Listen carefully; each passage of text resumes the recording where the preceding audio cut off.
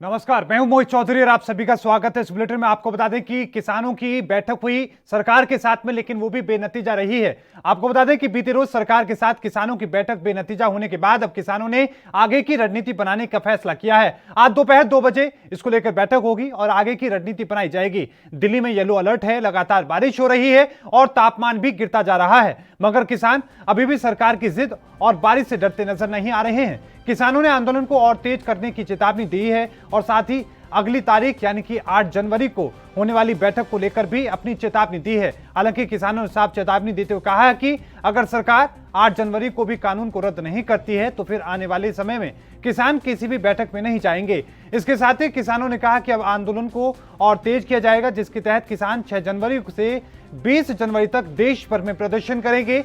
इसके तहत आपको बता दें कि केएमपी से ट्रैक्टर मार्च भी निकाला जाएगा। 23 जनवरी को आजाद हिंद किसान दिवस मनाया जाएगा। इसके साथ ही किसानों ने कहा कि 26 जनवरी को राजपथ पर किसान ट्रैक्टर मार्च निकालेंगे।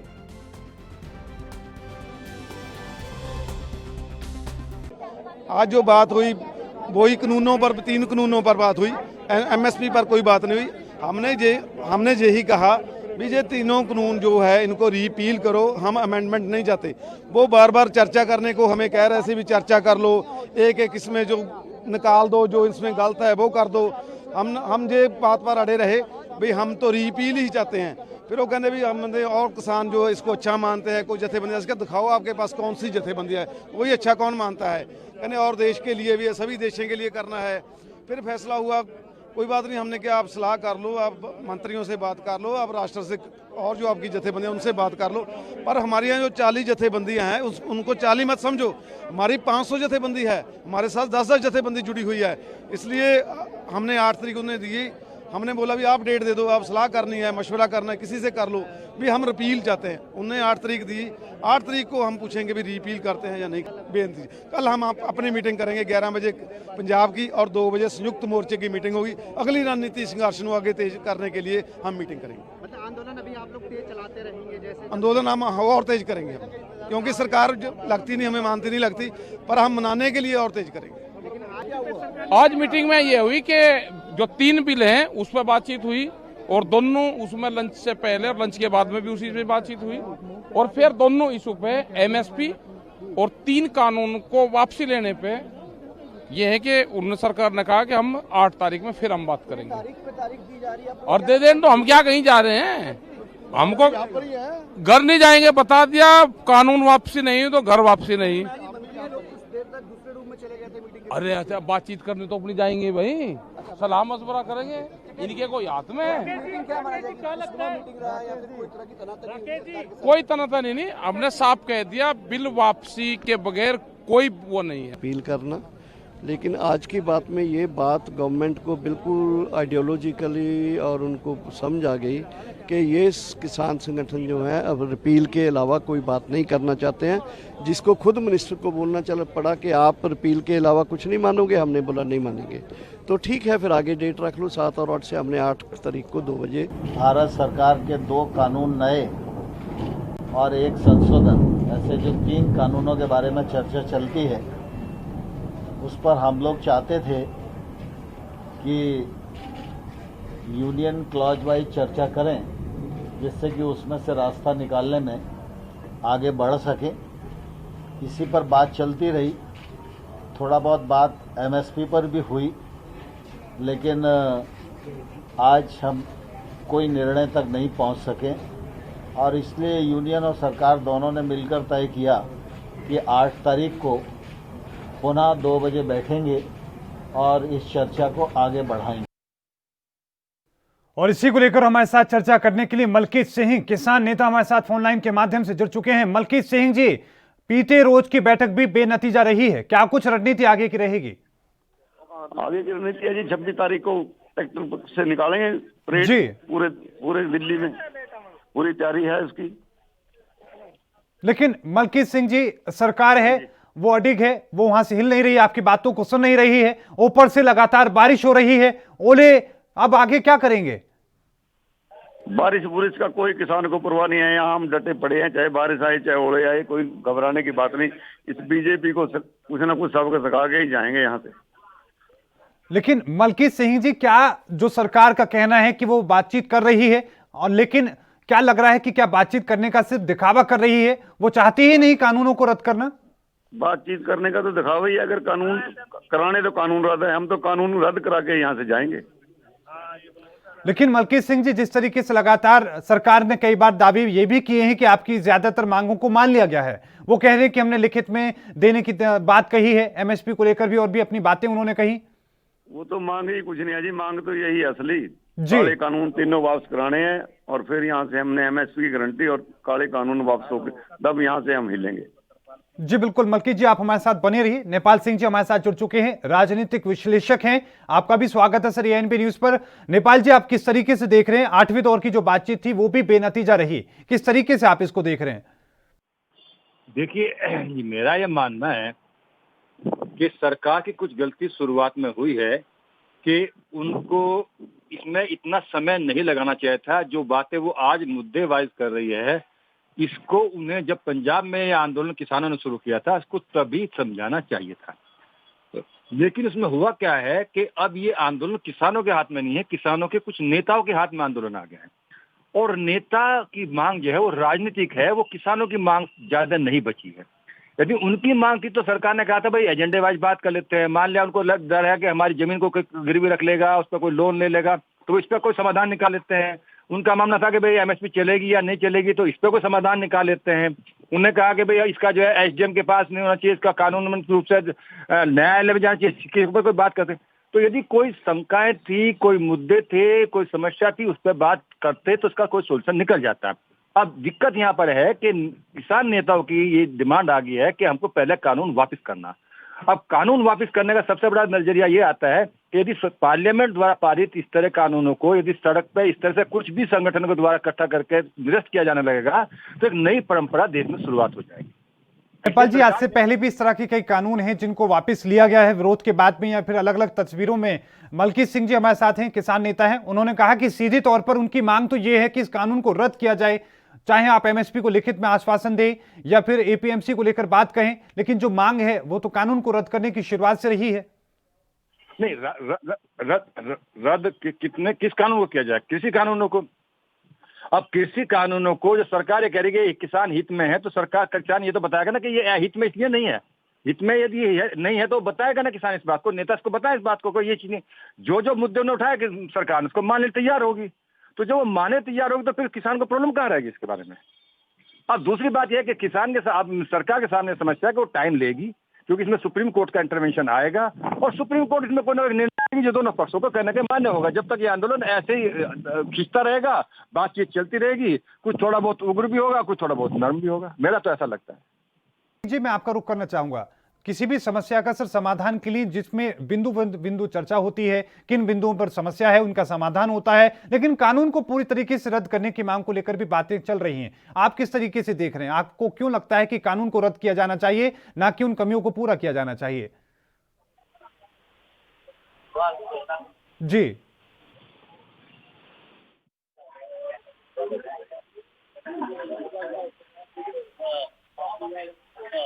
मलकीत जी, क्या आपको हमारी आवाज मिल पा रही है?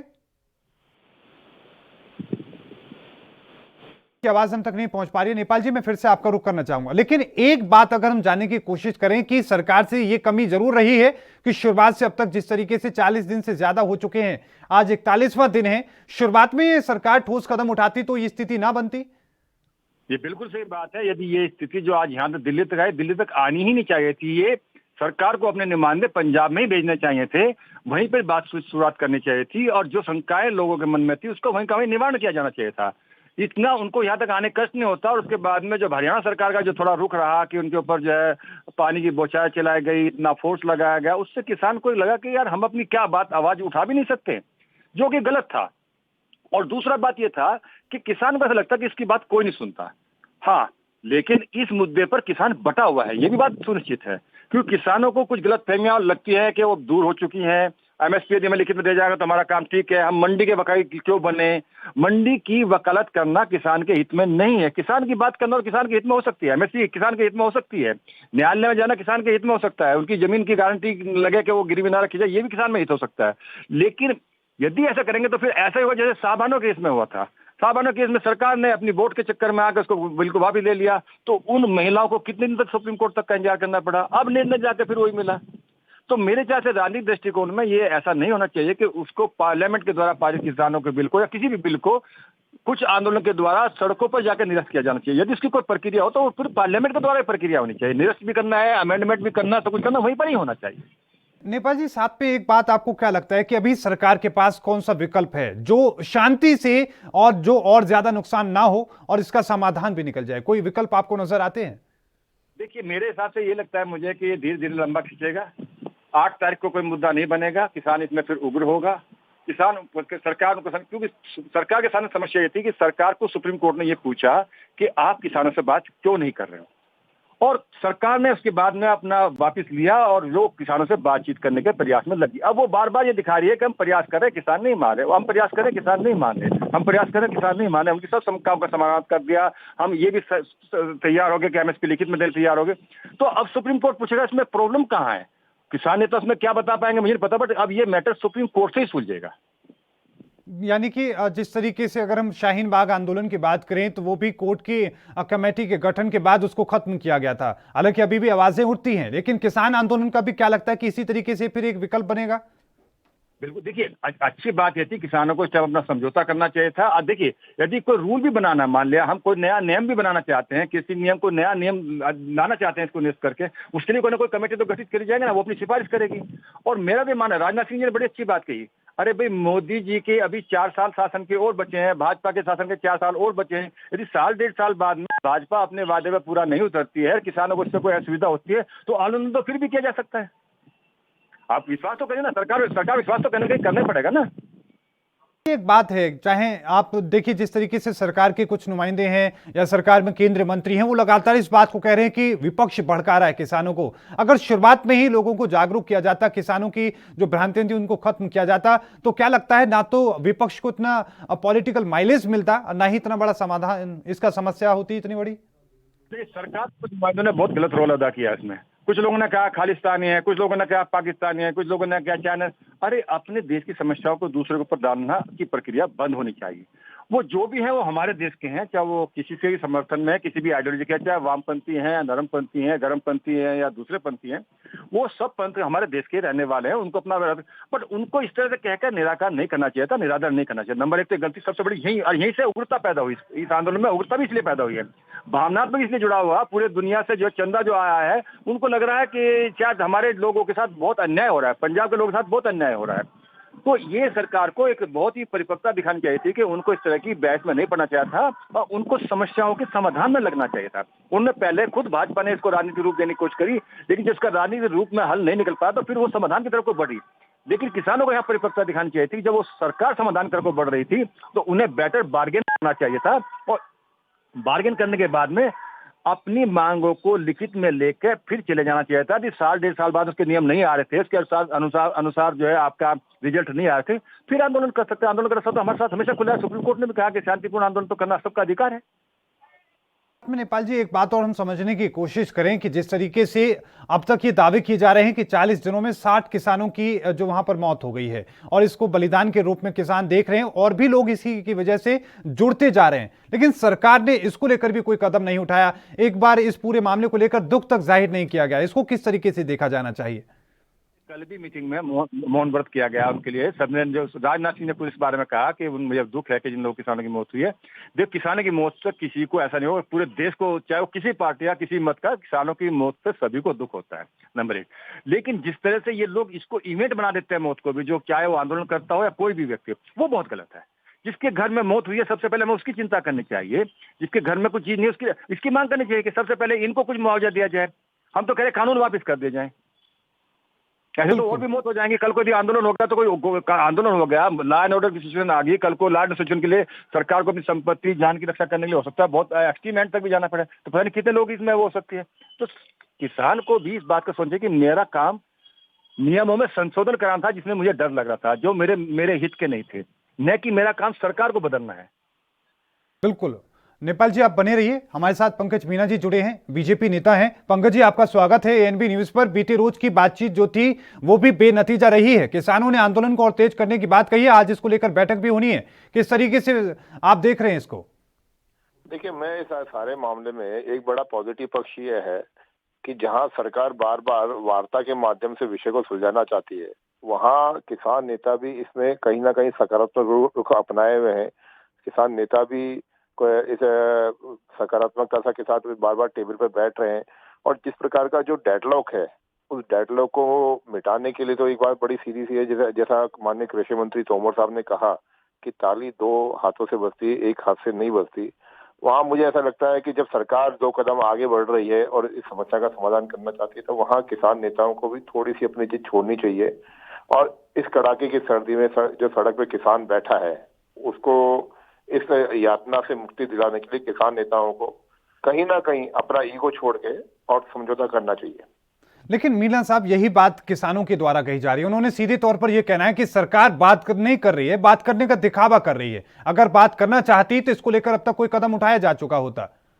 देखिए, सरकार का पक्ष अगर देखा जाए तो एक ही बड़ी स्पष्ट चीज है कि केंद्र सरकार ने कि किसानों की जो दुर्दशा है पूरे देश में 70 सालों से, उसको ठीक करने के लिए 3 कानून लाए हैं। बिल्कुल। और सरकार ने उसके कारण भी गिनाए। ठीक है जैसे ही कानून मीना जी, उसके कारणों को भी हम समझने की कोशिश करेंगे। आप हमारे साथ बने रहिए। नेपाल जी, आप भी बने रहिए। हमें एक छोटे से ब्रेक पर रुकना होगा। ब्रेक के उस पार लगातार चर्चा जारी।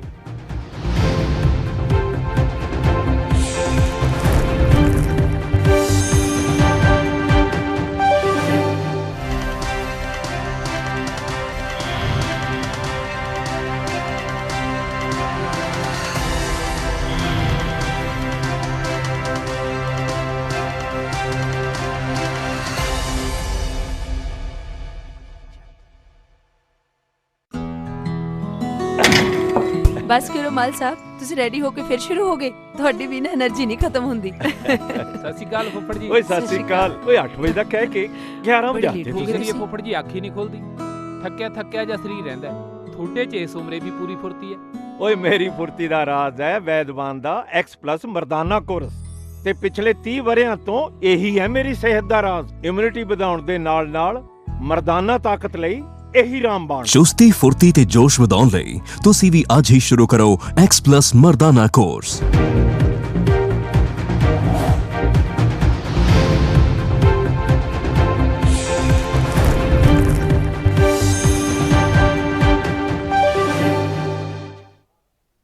ब्रेक के बाद एक बार फिर से आप सभी का स्वागत है। नेपाल सिंह जी राजनीतिक विश्लेषक हमारे साथ बने हुए हैं और साथ में आपको बता दें कि पंकज मीना बीजेपी नेता वो भी हमारे साथ बने हुए हैं। पंकज जी, आप अपनी बात भी कह रहे थे, लेकिन साथ में एक बात ये भी जानने की हम कोशिश करेंगे, क्या इस बात का एहसास सरकार को है कि शुरुआत में जो कमियां रही उसी की वजह से आज ये समस्या पैदा हुई है? शुरुआत में कदम सही से उठाए होते तो आज ये हालात पैदा ना होते?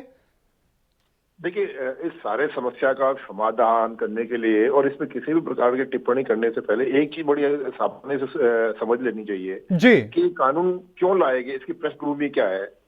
70 साल से किसान के साथ में मजबूरी थी कि वह अपना फसल का उत्पाद केवल और केवल एक जो एपीएमसी की मंडियां है वहां बेच सकता है। उसके पास कोई और दूसरा ऑप्शन नहीं हुआ करता कि वो अपना उत्पाद किसको बेचे। और इसी कारण से कहीं ना कहीं एपीएमसी मंडियों के अंदर भ्रष्टाचार पनपता गया, एपीएमसी मंडियों की मोनोपोली होती गई और उस मोनोपोली के कारण से जो शिकार है वो किसान होता गया। इस समस्या का समाधान करना ही था और इन सब समस्याओं का समाधान करने के लिए ही 3 नए कानून लाए गए कि किसान को ग्राहक ज्यादा मिले, किसान को उत्पाद का कीमत ज्यादा मिले और किसान को फसल जो बोना है, फसल में जो उत्पादन करना है उसमें उसका लागत मूल्य घटे। इन सारी बातों को लेके ही ये 3 कानून लाए गए और मैं समझता हूँ इससे बेहतर। लेकिन मीना साहब, यही बातें आप किसान को क्यों नहीं समझा पाए? आखिरकार क्या वजह है कि किसानों को इस बात को समझाने में आपको इतना वक्त लग रहा है कि 60-60 लोगों की जान चली जाती है, लेकिन आप इस बात को नहीं समझा पाते हैं? नहीं, देखिए, किसान समझ रहा है, ऐसा नहीं है। मैं आपको यही चीज कहना चाह रहा हूँ कि यहाँ किसान समझ रहा है। आज राजस्थान की बात करें तो राजस्थान में कहीं किसान आंदोलन नहीं है और राजस्थान में अभी किसान चौपाल के माध्यम से जब गाँव में गया तो किसान बड़ा प्रसन्न है। कई जगह तो किसानों ने हमारा स्वागत किया कि मोदी सरकार 70 साल बाद में हमारी खुद ली और इतने अच्छे कानून लेके आई। तो किसान राजस्थान का तो देखिए समझ रहा है। और मैं एक चीज बड़ा स्पष्ट कहता हूँ, हालांकि ये शब्द बड़े कड़वे लगेंगे, परंतु चंद हजार किसान दिल्ली के बॉर्डर पे बैठे हैं, वो देश के 62 करोड़ किसानों के प्रतिनिधित्व नहीं हो मीना जी, सकते। नहीं कम से कम ये बात तो मत कहिए कि नहीं चंद किसान तो मत कहिए, एक किसान भी अगर तकलीफ में है तो ये आपका फर्ज भी है। मीणा साहब, इसको लेकर नेपाल जी का भी कमेंट में लेना चाहूंगा। नेपाल जी, आप किस तरीके से देख रहे हैं कि चाहे बीजेपी के नेता हो या फिर केंद्रीय मंत्री तक हो, वो इस बात को बार बार कह रहे हैं कि सिर्फ हरियाणा पंजाब चंद किसान 40 संगठन सिर्फ यही विरोध कर रहे हैं, बाकी देश के किसान इसका समर्थन करते हैं। इसको आप किस तरीके से देख रहे हैं? देखिए, मैं ऐसा मानता हूं कि यदि वो चंद किसान हरियाणा पंजाब के हैं तो उसकी जिम्मेदारी समझाना भी सरकार की जिम्मेदारी है, और वो पहली जिम्मेदारी है। यदि वहां किसी व्यक्ति की वो बात समझ में नहीं आ रही तो सरकार का दायित्व है कि वो उनको समझाए, न कि ये बात कह के आइसोलेशन करने की कोशिश करे कि कुछ किसान हरियाणा पंजाब के जुड़े हुए हैं। नंबर 1। नंबर 2, इसी चीज ने उसको एग्रेशन को बढ़ाया है। अरे भाई, जनमानस तो कहीं का भी हो, वो जनमानस है, और राजनीति में, लोकतंत्र में जनमानस की अपनी आवाज की एक महत्ता है। हम इसमें राजनीतिक चश्मा ना लगाएं कि उनको ये बात नहीं करें कि यूपी का किसान अलग है, कि राजस्थान का अलग है, कि पंजाब का अलग है। हम समस्याओं को एड्रेस करने की कोशिश करें और इस एड्रेस से किसानों को अपने साथ जोड़ने की कोशिश करें। इसमें कंफ्यूजन कहाँ पैदा हुआ? सरकार की जो तीव्रता थी इस पर्टिकुलर चीज में, जितना जोर आज इसको समझाने लगाया, यदि इसको लाभ बनाने से पहले लगाया जाता है, इसकी टिप्पणी माननीय सर्वोच्च न्यायालय ने भी की है कि हम इस तरह की प्रक्रियाओं में नियम बनाने से पहले लोगों के बीच में विश्वास पैदा करें। हम क्या कर रहे हैं कि पहले नियम ले आते हैं, उसको पहले अध्यादेश ले आते हैं, अध्यादेश को फिर पार्लियामेंट में लाते हैं, पार्लियामेंट में फिर उसको लोकसभा वोटिंग कराते हैं, उसमें बिना विधानसभा में लोकसभा बिना वोटिंग के ले आते हैं। तो उससे ऐसा लगता है कि पता नहीं सरकार हमारे खिलाफ क्या करने जा रही है, और यही एक मौका मिलता है विपक्ष को अपनी बात को, अपनी रोटी को सेकने का। उनमें ठीक है, भोले भाले किसान भी आते हैं, उनको इतनी जानकारी नहीं है। आज ठीक है, जानकारी हो रही है, लोग समझ रहे हैं, इस गाँव में बहस भी चल रही है। लेकिन जो किसान उग्र होकर यहाँ तक आ चुका है, वो भी अपने मान सम्मान के लिए बैठा रहना पसंद कर रहा है, और उसने अपनी भावुकता को पूरी दुनिया में फैलाने की कोशिश करी है। आज पंजाब से मैं बहुत सारे लोग जानता हूँ जो अमेरिका में है, कनाडा में, इतना चंदा भेज रहे हो कि साहब हमारे लोग बहुत दुखी हैं। उन्हें पता नहीं कि हमारे लोग के ये फायदे का बिल है कि हमारे लिए नुकसान का बिल है, लेकिन उनके मन में कहीं ना कहीं ये आशंका गई है कि हमारे लोगों के लिए बहुत उत्पीड़न हो रहा है, पूरा देश कोई पंजाब के लोगों का साथ नहीं दे रहा है। तो ये भी एक गलत फीलिंग जा रही है, पूरे अंतर्राष्ट्रीय स्तर पर फीलिंग जाना कि पंजाब के लोग संघर्ष करें, बाकी देश उनका साथ नहीं दे रहा। तो ये बहुत ही देश की अखंडता के लिए तो बहुत ही बड़ा इशू है, किसान समस्या से ज्यादा बड़ा इशू है। पंजाब के लोगों को, पंजाब के किसानों, चाहे वो चंद किसान नेता ही हैं, उनको ऐसा नहीं जाना चाहिए कि हम उनके साथ नहीं, उनके साथ भावुकता से बात करी जाए, उनके साथ सम्मान से बात करी जाए, उनको अपने बात अपकर रखने का पक्ष दिया जाए। इसमें मेरे ख्याल से सरकार का आक्रमकता और उग्रता बिल्कुल नहीं होनी चाहिए। बिल्कुल। लेकिन नेपाल जी, एक बात अगर हम समझने की कोशिश करें, क्योंकि अब 8 तारीख को एक बार फिर से वार्ता के लिए एक बार फिर से न्योता दिया गया है, किसानों की एक बार फिर से बातचीत होनी है, लेकिन उससे पहले 20 जनवरी तक के लिए पूरे देश में प्रदर्शन का ऐलान किसानों के द्वारा किया गया है। उन्होंने कहा कि आंदोलन को तेज करेंगे।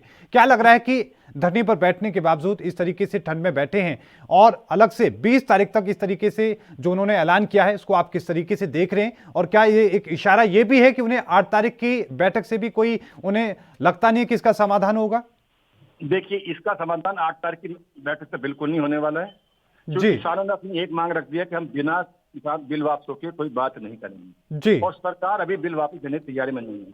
अब इसमें जो नेता थे, जो पक्ष के नेता हैं, चाहे वो पंथी है, चाहे वो मार्क्स पार्टी है, या बादल है, या कांग्रेस जी है, उन सबको एक मौका मिल गया। और अब में इवेंट मैनेजमेंट शुरू हो जाएगा। इवेंट मैनेजमेंट, जो किसान मरेगा उसकी अर्थी निकाल लेंगे, उसका शव निकाल लेंगे, उसका कुछ ड्रामा करेंगे, फिर ट्रैक्टर का निकालेंगे, फिर जहर, और कोशिश करेंगे जो प्रधानमंत्री ब्रिटेन के यहाँ आ रहे हैं 26 जनवरी तक, इस पूरे मुद्दे को गर्म रखा जाए, उसको पूरे अंतर्राष्ट्रीय स्तर पर फैलाया जाए कि पंजाब में लोगों के साथ बहुत ही गलत काम हो रहा है, किसानों के साथ बहुत गलत काम हो रहा है। धीरे धीरे ये एक चीज को कहीं ना कहीं नकारात्मक देश के बारे में छवि बनाने के ऊपर ले जाने का प्रयास जो विपक्षी दल हैं, जो गैर जिम्मेदार कार्य करेंगे, वो जरूर करेंगे। उनकी अपनी राजनीतिक विरासत खोई जा रही है।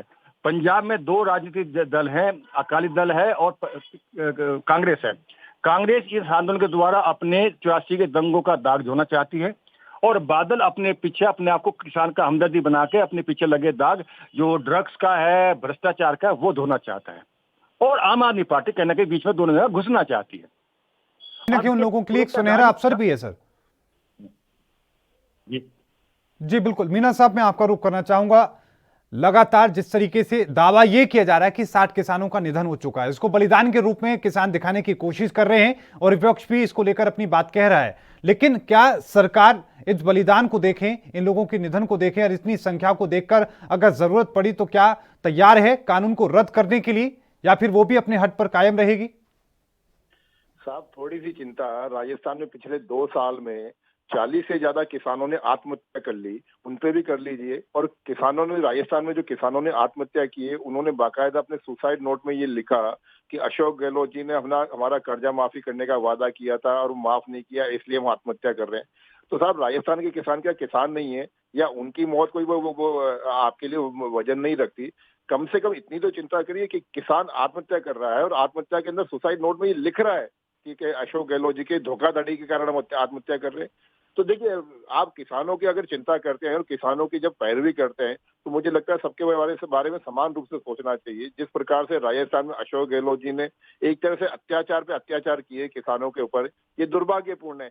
और किसानों की अगर हम उत्थान की बात करते हैं तो साहब, हर किसी की जान, सिर्फ किसान ही नहीं, हर किसी की जान हमारे लिए जरूरी है। और किसान कहीं के भी हो, किसी भी मुद्दे को लेकर अपनी बात कह रहे हो, और सरकार का फर्ज है कि उनका समाधान किया जाना चाहिए। लेकिन फिलहाल बात अभी आंदोलन को लेकर हो रही है। आपको यह बताना चाहिए कि क्या सरकार इसके लिए तैयार है कि कानून को रद्द किया जाएगा ताकि इसका समाधान कम से कम हो सके? अगर इतना ही अच्छा कानून है तो फिर ले आएंगे चर्चा के बाद।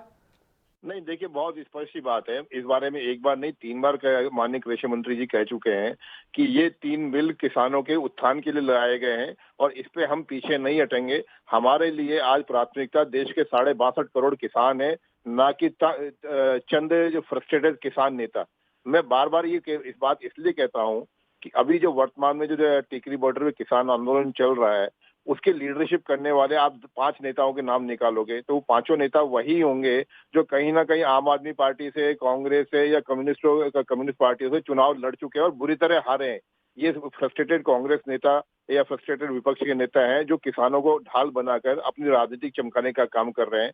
वास्तविकता में आज देश का किसान इस किसान बिल से बड़ा प्रसन्न है और उनको लग रहा है कि इसके माध्यम से हम हमारे उज्जवल भविष्य बन सकेगा, हमारे आने वाली पीढ़ियां एक तरक्की कर सकेगी। और मुझे लगता है कि आखिरी कमेंट होगा आपका, आपकी अपील किस तरीके से होगी उन किसानों के लिए जो धरने पर बैठे हैं, उन किसानों के लिए जिनको डराया जा रहा है? देखिए, बड़ी स्पष्ट सी है। मेरे एक सामान्य अपील पूरे देश के किसानों के लिए है कि जो वर्तमान में 3 बिल लाए गए वो किसानों के उत्थान के लिए है। उनमें किसी प्रकार की शंका शुबह है तो सरकार उसको सुन के समझ के और सुलझाने के लिए तैयार है। परंतु बहुत बहुत धन्यवाद पंकज मीणा जी हमारे साथ जुड़ने के लिए। नेपाल सिंह जी, आपका भी बहुत बहुत धन्यवाद, हमारे साथ मेहमान जुड़े, दोनों का बहुत बहुत धन्यवाद। कोशिश हमने ये की कि इसको समझ सकें कि किस तरीके से लगातार जो स्थिति बनती नजर आ रही है और आज की जो बैठक है बहुत ही महत्वपूर्ण है। देखते रहिए ANB न्यूज। मुझे दीजिए इजाजत, धन्यवाद।